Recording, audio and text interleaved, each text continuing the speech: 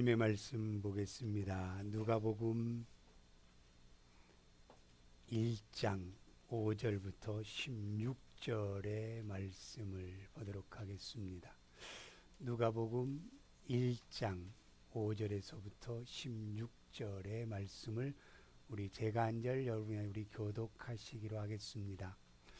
유대왕 헤롯 때에 아비야 반열의 제사장 한 사람이 있었으니 이름은 사가랴요 그의 아내는 아론의 자손이니 이름은 엘리사벳이라.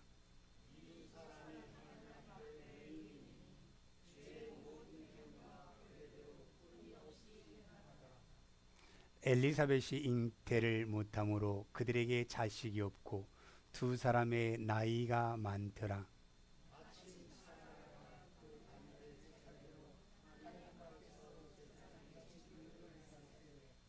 제사장의 전례를 따라 제비를 뽑아 주의 성전에 들어가 분향하고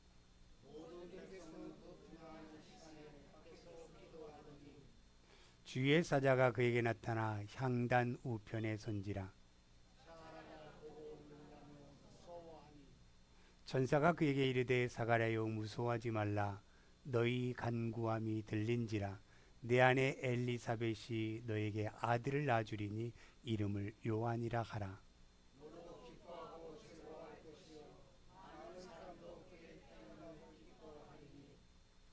이는 그가 주 앞에 큰 자가 되며 포도주나 독한 술을 마시지 아니하며 모태로부터 성령의 충만함을 받아 이스라엘 자손을 주 곧 그들의 하나님께로 많이 돌아오게 하겠습니다.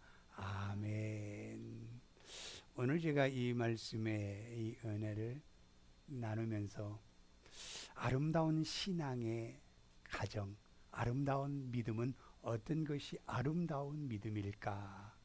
라고 하는 이 말씀의 묵상입니다. 여러분, 저는 우리 신앙의 아름다운 명품이 좀 되기를 원해요. 명품이요. 여러분들이 명품 다 좋아하죠? 명품이요. 근데 저는 버버린가 버블린가 이걸 한번 가봤더니요, 요만한 지갑 하나에 800불이에요. 야, 이걸 왜 800불짜리 들고 다니나, 좀 그걸 봤는데요. 여러분, 명품 그러면요, 오랜 기간 동안 사람들 사이에서 사용이 되었대요. 그리고 상품의 가치와 그 밸류와 또 그 브랜드가 참 좋다라고 해서 이제 그게 명품화가 되었다라고 얘기를 하시더라고요. 그런데 또 짝퉁이 얼마나 많습니까? 비싸서 못 사니까 그 모양만 내놓고 자기도 그 위안을 받으려고 이걸 또 짝퉁을 만들어서 파는 사람들이 있잖아요. 여러분, 저는 이걸 묵상해, 세상에 얼마나 많은 가짜들이 많습니까? 가짜들이 너무 많아요. 마트에 가서 50불짜리 되잖아요. 이렇게 봐요. 100불짜리 내면 막 긁어요. 이렇게 색으로. 왜요? 가짜들이 너무 많기 때문에. 믿을 수 없는 이 세상의 모습입니다. 우리가 여러분 교회 다 앉아 계시니까 전부 다 명품이에요. 우리는, 그죠? 진짜 신앙의 사람들, 이게 우리가 될 줄로 믿습니다. 그런데 보니까 너무너무 교회 안에도 가짜들이 많아. 가짜들이. 어떤 집사님이 저에게 전화가 왔어요. 목사님, 그분이 장로라고 얘기를 하는데 우리 교회가 아닙니다. 다른 교회에 있을 때예요. 그런 얘기를 하시더라고요. 그런 분이 어떻게 기도를, 대표 기도를 합니까? 그건 아니잖아요. 그게 무슨 말이에요? 진짜는요, 사람들 보기에도 진짜예요. 가짜는요, 사람들 보기도 가짜예요. 여러분, 우리가 직분을 받는 것이 어떤 계급이 교인은 아닙니다, 여러분. 그런데 예수를 믿는 사람이나 믿지 않는 사람이나 교회에서 제일 대장은 누구? 목사. 그래요. 목사 아닙니다, 여러분. 교회 그 다음에 대장은 누구? 장로님. 이것도 아닙니다, 교회는. 그 다음에 계급의 높은 사람? 권사님. 이럽니다. 전부 다 잘못된 인식을 가지고 있어요. 여러분, 목사는 교회의 제일 높은 사람이 아니라 가장 열심히 말씀으로 섬기고 삶으로 섬기는 것이 목사의 직분입니다. 이게 우리가 바르게 인식을 가져야 돼요. 가져야 돼요. 하나님의 말씀을 들고 서 있을 때는요, 사람의 눈치 보지 아니하고 하나님의 말씀을 정확하게 전해야지요. 이게 목사의 일이죠. 여러분, 그리고 우리에게 장로님의 직분, 권사의 직분, 집사의 직분을 준 건 뭐예요? 더 열심히 신앙의 어린 사람들을 잘 섬겨드리라고 세우신 직분이잖아요. 그런데 이것이 우리에게 어떤 계급화되어 버리는, 세속화되는 교회가 돼서는 안 된다는 거예요. 우리는 이런 교회가 아니라 서로가 섬기지 못해서 그냥 못 섬겨서 마음 아파하는 이런 믿음의 교회가 진짜 믿음의 사람들이요, 진짜 교회라고 생각합니다. 이게 우리들의 교회가 돼야 된다는 거예요. 그래서 여러분, 성경에 나오는 사도행전의 7 집사님 보세요. 그분들이 자기 드러냈어요? 전혀 드러내지 않았습니다. 그들은 자기의 이름도 드러내지 않았습니다. 오직 그들은 하나님의 은혜를 받고 많은 사람들에게 복음을 증거하고 어둠에 있는 사람들을 빛으로 인도하는 그 일을 감당했던 것들이 7 집사님의 사명이었어요. 사명이었어요. 이게 바로 우리가 해야 될 하나님의 사람들의 일이라는 거예요. 이 신앙이 얼마나 아름답습니까? 얼마나 아름다워요. 우리 교회가 어떤 교회는 정말로 하나님이 기뻐하시는 교회라요. 서로 나누고 못 나눠서 그냥 안달난 교회가 우리 빛의 교회인 저는 믿습니다. 얼마나 좋은지 몰라요. 얼마나 좋은지 몰라요. 그래서 여러분, 우리가요, 우리 교회는 다른 데 관심 없습니다.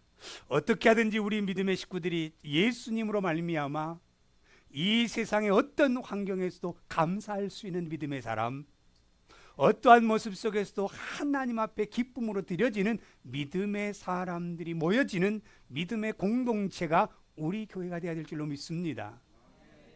이게 바로 우리들이 원하는 교회예요. 그래서 우리 교회는 섬기는 공동체요, 사랑을 나누는 공동체가 됩니다. 공동체가 돼야 되는 거예요. 그렇기 때문에 여러분, 우리는 예수님 보고 신앙생활 하잖아요. 예수님 따라 하면 돼요. 우리는요, 예수님이 하는 것처럼 하면 돼요. 예수님은요, 새벽 미명에 일어나서 잠자리에 들어가는 순간까지 한순간도 쉬지 않았어요. 쉬지 않았어요. 여러분, 강원도의 은성수에 제가 이제 청년 때에 은성수라는 그 목사님이 계시는데, 그 목사님은요, 아침에 4시에 일어나서 겨울이건 여름이건 냉수 샤워를 해요. 그리고 하루 종일 나가서요, 하루 종일 밭에 가서 일하다가 저녁에 들어와서 예배드리고 들어가 주무셔요. 하루 쉬면 안 된다, 그런 마음을 갖고 있어요. 여러분, 우리가 진짜 신앙의 아름다운 진짜 신앙의 가정을 오늘 소개하려고 해요. 우리 여러분, 사람들의 모습을 바라보고 신앙생활하지 말고 하나님의 말씀을 통하여 그 신앙의 아름다운 모습을 보고 신앙생활하시길 바랍니다. 그게 우리들의 신앙이 돼야 돼요. 오늘 제가 신앙의 가장 아름다운 명품 중에 명품인 한 가정을 소개하려고 해요. 그 가정이 어떤 가정? 여기 나오는 사가랴와 엘리사벳의 가정이에요. 여러분, 우리의 신앙의 아름다운 저 멋진 신앙이요, 그냥 되지 않아요. 돈으로 되지 않습니다. 세상의 학벌로도 되지 않습니다. 신앙의 아름다움은요, 어떤 배경을 가지고도 되지 않아요. 어떻게 되느냐면, 오늘 여기에 이 사가랴의 가족의 말씀을 보면 하나님께서 얼마나, 왜 이렇게 아름다운 가정으로 하나님이 세우시고 축복하셨을까라고 하는 것을 생각해 보아야 돼요. 그래서 우리 빛의 믿음의 공동체, 우리 가족들이 이러한 믿음의 가정들이 되어서 하나님 앞에 사랑받고 세상에서도 하나님의 축복을 누리며 살아갈 수 있는 은혜가 있기를 바랍니다. 이걸 지금 우리에게 말씀하거든요. 그러면 첫 번째, 이제 이 사가랴의 가정은 어떤 가정인가 볼까요? 하나님 앞에서입니다. 하나님 앞에서 의인이라고 말씀했거든요. 우리 누가복음 1장 6절 말씀을 같이 읽습니다. 같이 봅니다. 두 사람이 하나님 앞에 의인이니 주의 모든 계명과 규례대로 흠이 없이 행하더라 그랬어요. 두 사람 부부가요, 아름다운 신앙을 가졌어요. 이 아름다운 신앙을 가졌는데 여러분, 이렇게 신앙생활 잘하면 다 잘 풀려야 되잖아요. 만사 형통돼야 되잖아요. 모든 게 축복받아야 되잖아요. 그런데 이상하게 이 가정은 이렇게 하나님 앞에서 정말 신앙생활 잘했는데 이 가정은 날마다 엘리사벳이라고 하는 아내가 눈물로 살아가요. 눈물로 살아가요. 남편이 보기에도 너무너무 딱합니다. 딱해요. 왜 눈물을 흘리냐면 여자가 아이를 못 낳는다는 건 수치잖아요. 아이를 가질 수 없는 게 수치잖아요. 다른 사람 가서 내가 무슨 죄를 지었게 내가 아이를 가질 수 없어. 끊임없이 하나님 앞에 기도했지만, 하나님 앞에 부르짖었지만 하나님께서는 이 부부가 나이가 많도록 아이가 없어요. 근심의 가정입니다. 그런데 이 가정에 이게 축복이라는 거예요, 여러분. 이게 축복이에요. 여러분 잘 나가면 여러분 예수님 정말 신앙의 아름다운 멋지게 신앙 세워질 거죠. 절대로 안 됩니다. 내가 뭐 그냥 모든 게 만상 잘 되잖아요. 신앙이 딱 떨어져요. 여러분 진짜 신앙의 아름다움을 가진 사람들의 모습을 보면 어디에서 볼 수 있어요? 그 환경에서 고난과 환난과 어려움 속을 딛고 일어난 사람들이 멋진 신앙을 가지고 있어요. 그렇기 때문에 여러분 이 두 가정 속에 보면 하나님 앞에서 의인이라고 얘기했거든요. 자, 그러면 의인은 본래 율법의 속에 의인이라고 하면 어떤 의미가, 율법을 다 지킨 사람, 그리고 한 번도 죄를 짓지 않는 사람을 의인이다라고 이렇게 칭호를 해요. 그러면 이 땅에 한 번도 죄 안 지은 사람이 있어요? 없어요. 한 사람도 의인이었어요. 로마서 3장 10절 말씀에 의인은 없나니 하나도 없다라고 말씀했어요. 깨닫는 자도 없다고 했어요. 이게 바로 세상입니다. 그러면 우리는 이제는 의인의 반열에 들 수 없는 사람들이에요. 그런데 믿음으로 난 의가 있습니다. 내 노력으로 내 열심으로 절대로 의인은 될 수 없지만 하나님께서 믿는 자들에게 의로운 존재로 여겨주시는 믿음의 은혜가 우리에게 있다라는 거예요. 그게 빌립보서 3장 9절 말씀에 내가 가진 의는 율법에서 난 것이 아니라 예수 그리스도를 믿음으로 말미암아 예수 그리스도 십자가의 은혜로 내가 의로운 존재가 되었다라는 겁니다. 여기서 우리 이해를 받는 거예요. 우리는 죄에서 헤어날 수 없었지만 예수 그리스도가 십자가의 은혜로 말미암아 나를 구원해 주셨기 때문에 나는 의로운 존재, 하나님의 인정된 믿음의 사람으로 설 수 있게 되었다라는 거예요. 제가 우리 교회를 참 생각하면서 감사한 게요, 집사님과 대화를 하면서 그런 얘기를 하더라고요.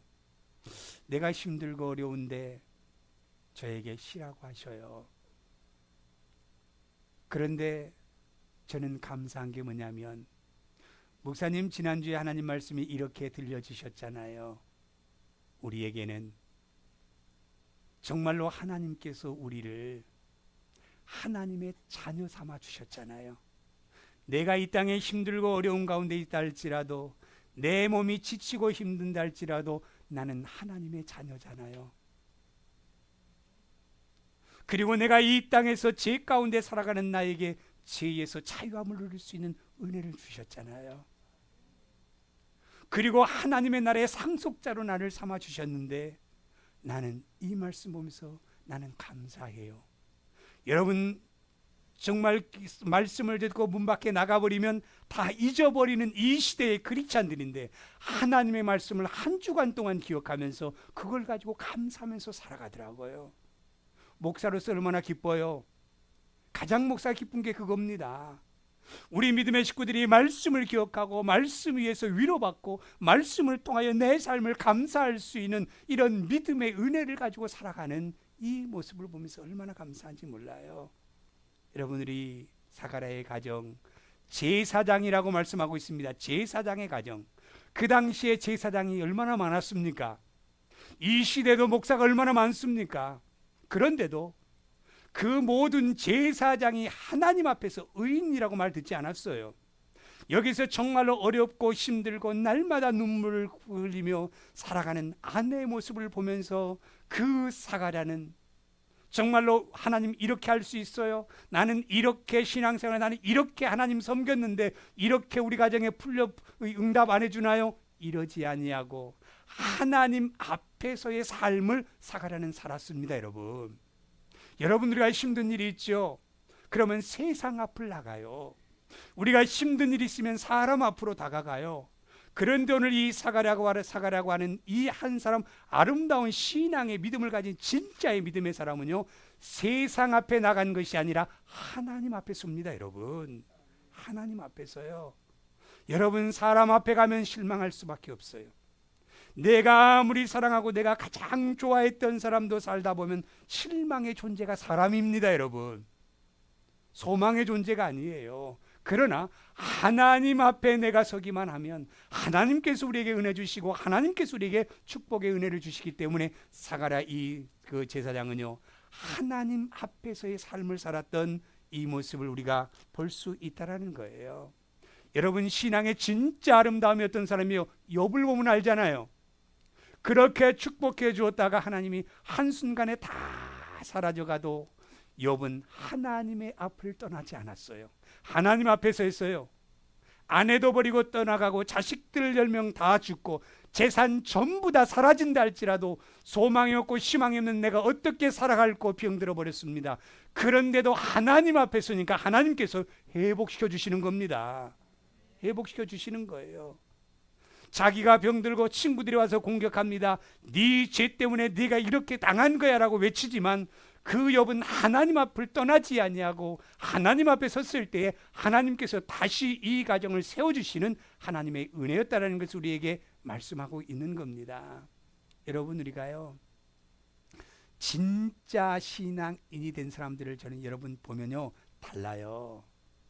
근데 그분들은요 그냥 된 게 아니에요. 고난과 환난과 역경을 다 겪고 나서 보니까 바로 서 있는 거예요. 여러분 절대로 평화로우면 절대로 믿음이 온전히 안 섭니다. 여유롭잖아요. 하나님 붙들지 않아요. 종교 의식을 가지고 살아가요.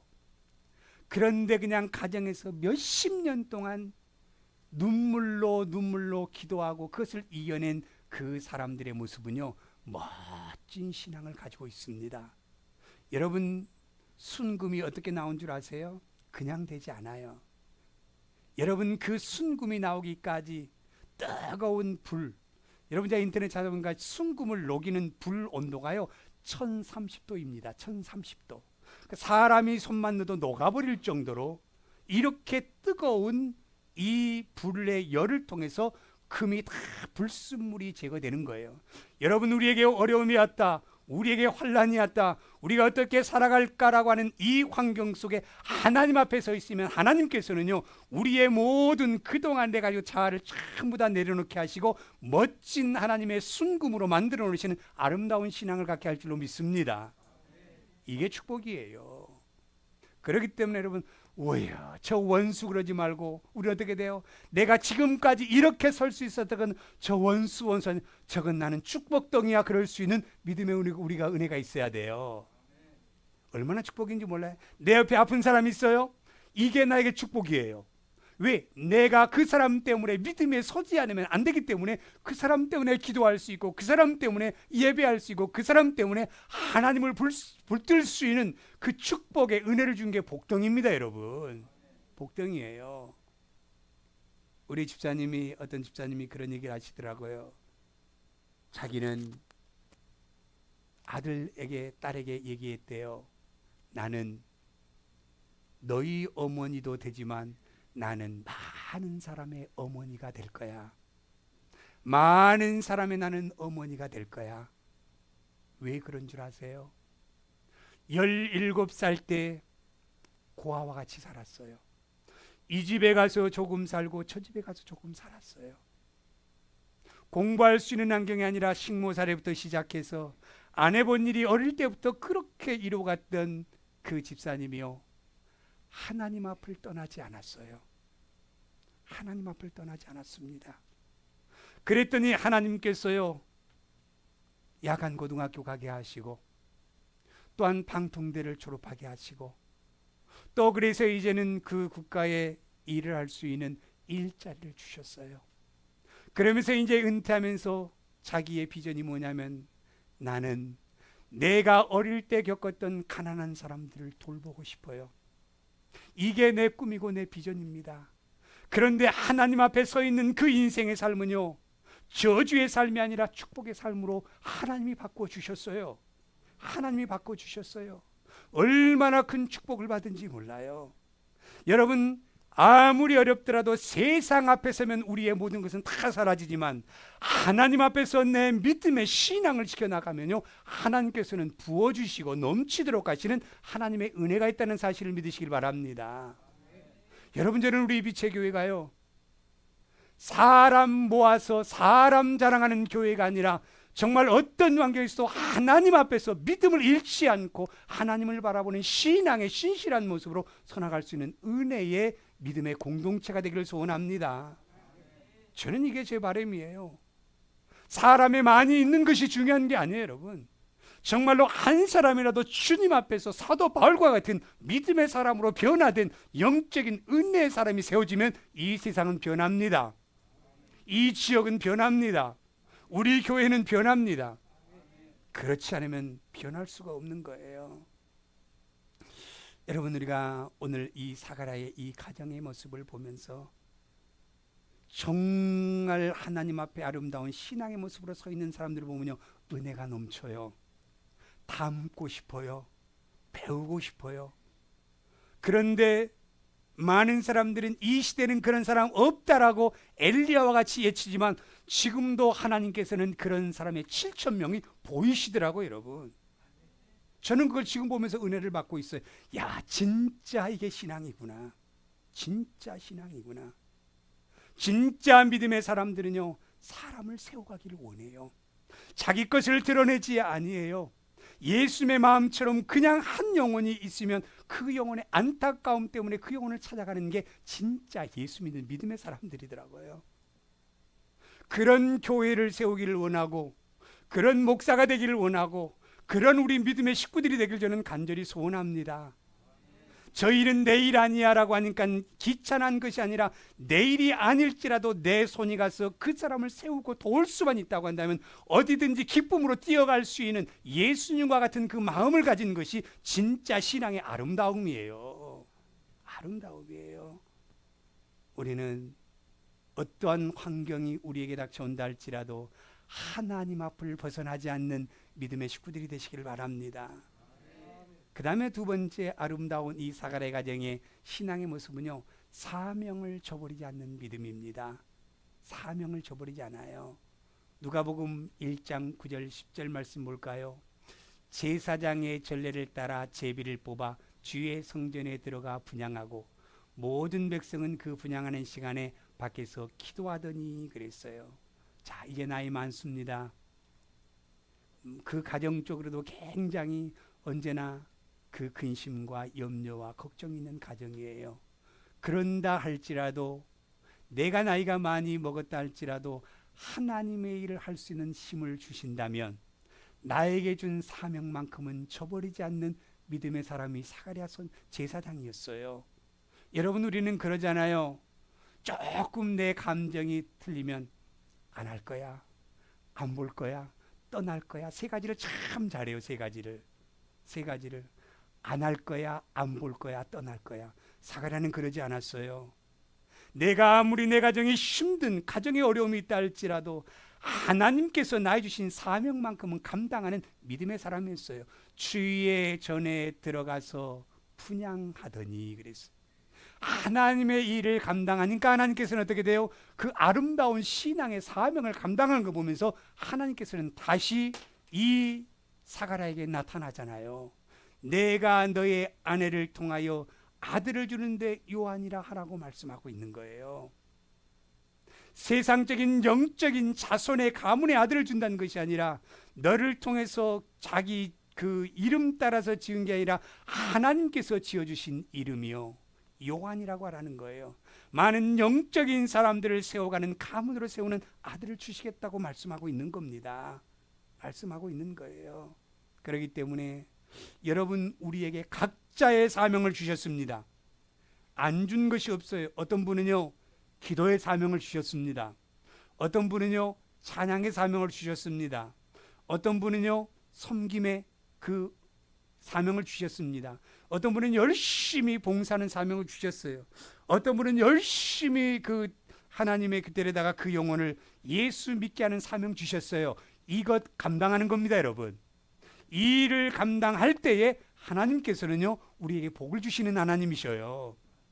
전부 다 뭐 목사만 돼야 된다. 여러분 참 다 목사 되고 싶다 보니까 이 제가 미국 와서 깜짝 놀란 게요, 가짜들이 너무 많아요. 가짜들이. 한국에서는 가짜를 많이 못 봤거든요. 왜? 정상적인 신학을 하는 사람들을 보고 저는 그 사람들과 교제를 했게 돼요. 여기 오니까 전부 다 목사래. 근데 보니까 어떻게 돼요? 저기 조지아 가서 2만 불 들고 가서 목사대 갖고 왔고, 또 3만 불 주고 목사 안수 받으려가 사기 당하고.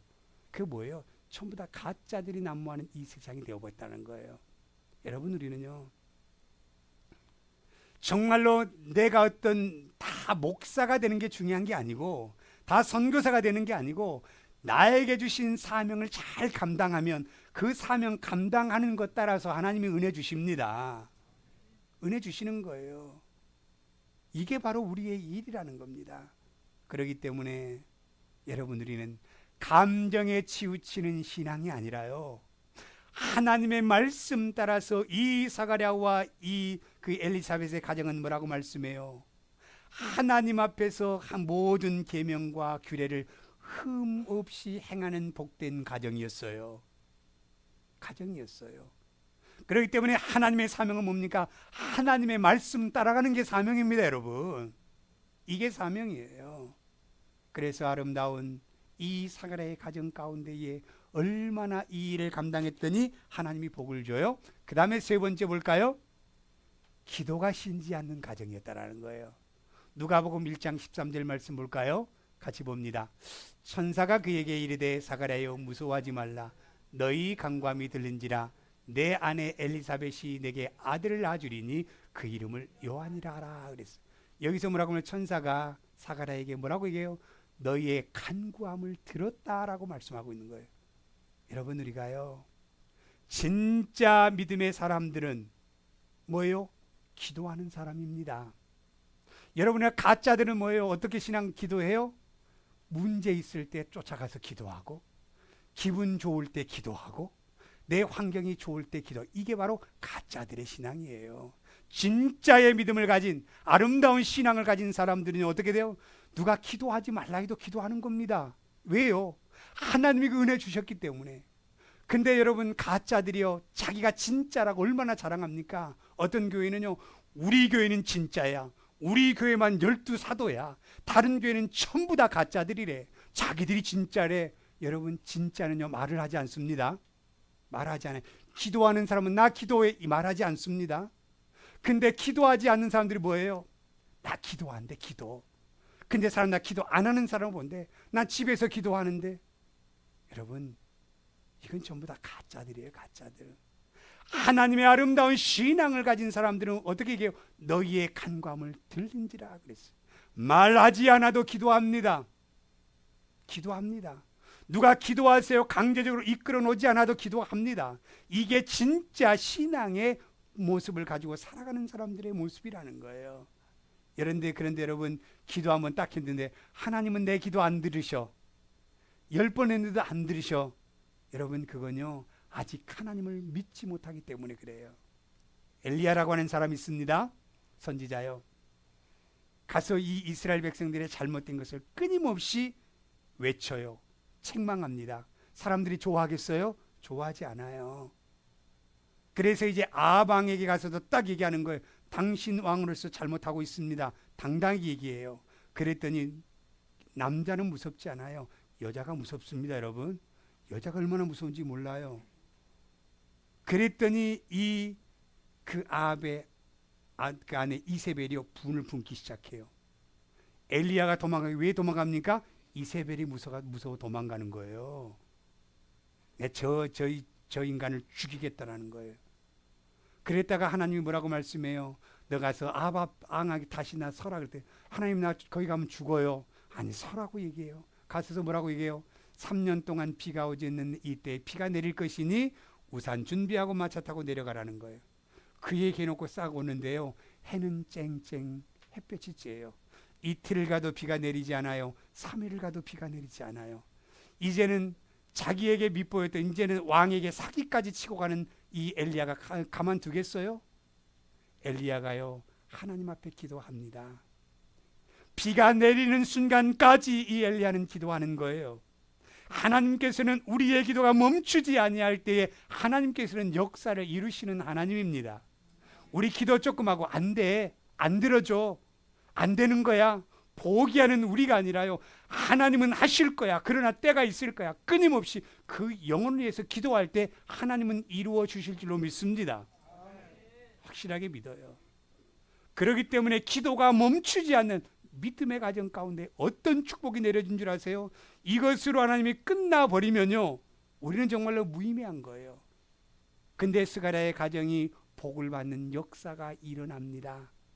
이렇게 아름다운 신앙을 가졌더니 어려움 속에서 기도를 멈추지 아니하시고 놓고 싶은 환경에서 놓지 아니하시고 정말로 세상의 앞에 서고 싶었지만 하나님 앞에 서 있는 이 스가랴의 가정 가운데에 어떤 축복이 온 줄 아십니까? 14절 15절 말씀을 읽어보세요. 이게 기쁨이에요. 이게 우리의 희망입니다. 같이 읽어보겠습니다. 너도 기뻐하고 즐거워할 것이요 많은 사람도 그의 태어남을 기뻐하리니 그랬어요. 우리 이 스가랴의 가정 속에 기쁨을 준다고 말씀하잖아요. 즐거움을 준다고 말씀하잖아요.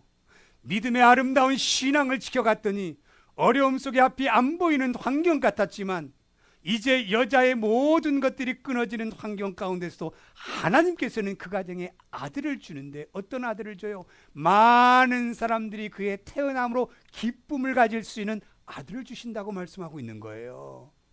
얼마나 축복입니까? 하나님 앞에 서 있는 가정은 절대로 망하지 않습니다. 하나님 앞에 서 있는 가정은 절대로 기쁨을 잃지 않습니다. 이 스가랴의 가정 가운데에 천사가 나타나 이 말합니다. 네가 기뻐하고 즐거워할 것이니 내 개인의 즐거움을 주고 정말로 많은 사람들에게 기쁨을 줄 수 있는 가정으로 세워주시겠다고 말씀하고 있어요. 그러면서 또 뭐라고 말씀해요? 15절 말씀에 이는 그가 주 앞에 큰 자가 되며 포도주나 독한 술을 마시지 아니하며 모태로부터 성령의 충만함을 받아 그랬어요. 여러분 세례 요한이요 이 어머니의 태 속에서부터 하나님의 영적인 기운을 받고 자란 아들입니다. 여러분 그래서 부모의 신앙이요 얼마나 소중한지 몰라요. 우리 자녀들이 이제 뭘 생각한 줄 아십니까? 나에게 잘해준 것 아무것도 생각나지 않아요. 근데 우리 어머니는 주일날 되면 교회 가는 어머니, 가서 하나님 앞에 예배하는 어머니, 하나님 앞에 기도하는 어머니, 이것만 기억이 나는 거예요. 기억이 나는 거예요. 저는요 우리 어머니가 잘해준 것 아무것도 기억난 게 없어요. 맛있는 거 많이 만들어 줬을 것입니다. 좋은 것도 사줬을 겁니다. 아무것도 기억이 나잖아요. 그러나 할머니가 기억이 나요. 할머니가 어떤 기억이요? 날마다 손주 잘 데려가고 계속 하나님 앞에 기도하는 할머니의 기도 소리는 지금도 들려요. 이 영적인 은혜를 받고 내가 자랐기 때문에 이 자리에 손줄로 저는 믿습니다. 우리의 부모의 그 신앙이요 자녀에게 축복의 대물림을 한다는 거예요. 이렇게 아름다운 신앙의 모습을 가졌더니 너에게 기쁨을 주고 즐거움을 주고 많은 사람이 너의 자녀를 통하여 즐거움을 얻고 네 자녀를 크게 세워주겠다고 약속하잖아요. 우리 부모들의 소원이 뭡니까? 내가 잘 되는 것보다 자녀들이 큰 자 되기를 바라고 있는 거예요. 하나님의 아름다운 신앙 속에 서 있는 믿음의 사람들에게 이런 축복의 은혜를 주신다고 약속하잖아요. 우리 믿음의 식구들이 사람 앞에 서려고 하지 마십시오. 돈 앞에 줄 서려고 하지 마십시오. 세상의 재물 앞에 줄 서려고 하지 마십시오. 하나님 앞에 서 있기만 하면 하나님께서는 모든 것을 채워주십니다. 채워주셔요. 힘들지요, 어렵지요, 앞이 깜깜하지요. 그럴 때일수록 그는 하나님 앞에 서 있으면요, 하나님은 모든 것을 다 해결해 주시는 아버지 하나님이라는 사실을 꼭 믿으시기를 바랍니다. 이게 우리의 축복이에요. 우리의 축복이에요. 그래서 우리가 정말로 하나님이 나에게 준 좋은 마음들을 주님의 이름으로 많은 사람들의 그 일을 감당할 수 있는 은혜가 있기를 예수님의 이름으로 축복합니다.